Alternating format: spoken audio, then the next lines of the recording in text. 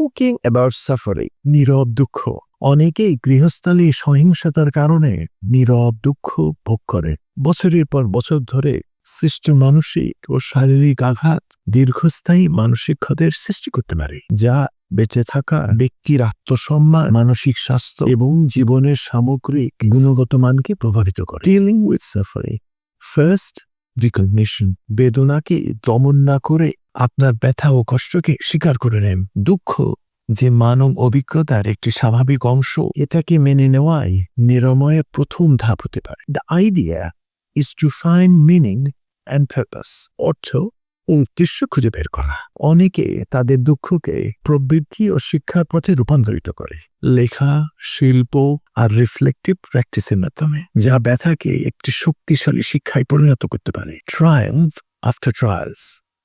পরীক্ষার পর বিজয়।